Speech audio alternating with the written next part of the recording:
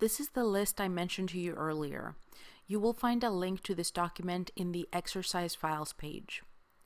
Each of these items contains the artist name, work title, and links for you to visit, along with a few terms for you to look up as you browse. I have also listed some instructions for some of these. Make sure to read the descriptions of these works when you visit them. Feel free to expand on your research as much as each work compels you to. Additionally, you can start forum threads where you share listings of artists and their works while discussing what it is about their work you found interesting, successful, or unsuccessful. If you have art pieces of your own you would like to share with the community so you can get feedback, feel free to share them requesting a critique. While critiquing artwork, try to give feedback on both the successful aspects of the work and constructive input on what can be done better for improvement. Try to be specific as opposed to saying it is very interesting or it is beautiful. What exactly did you find interesting or successful, and why? Start working on your critique skills by exploring the following. If there is an artist statement you could find describing the artist's philosophy in general, or a statement about the specific work, how do you relate it to the specific piece? Does the work express the artist's intent as you understand it? If there is a title and year with the piece, or if you know where the artist lived and worked, can you place the work within their historical context? Does this add to the meaning of the piece? If you can't find writing that informs the work, what do you get from it without having this information? What do you think it means? Try to identify what made you draw certain assumptions or conclusions.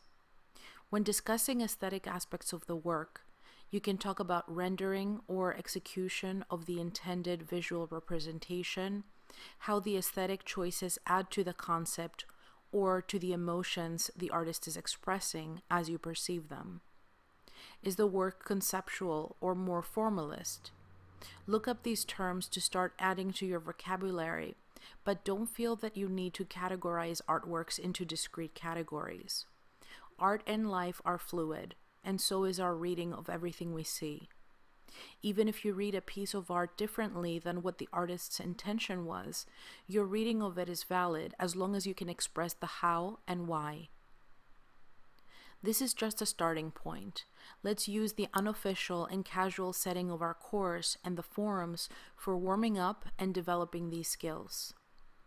This week you will also find your visual project description posted so you can start digesting the requirements and topics and begin exploring how you will approach it. Your visual project will be due during week 10 of our course, so try to manage your time and start drafting your project, shooting your source images, scanning material you may use, and so on. If you have access to a camera and/or a scanner, I highly recommend that you use them to create your own original artwork. If this is not an option for you, you will need to navigate the space of Creative Commons licensed images or royalty-free images as your source material. I will make sure to post some helpful resources relating to this approach. But I would highly recommend that you shoot your own images, even if it is with a low-end camera with low resolution, rather than using other people's images that you find online. If you have no access to any sort of camera whatsoever, you can use found images, but please indicate this when you upload your work for peer assessment. I will also make sure to post some information on artist statements, as you will need to accompany your work with a statement about the piece you create.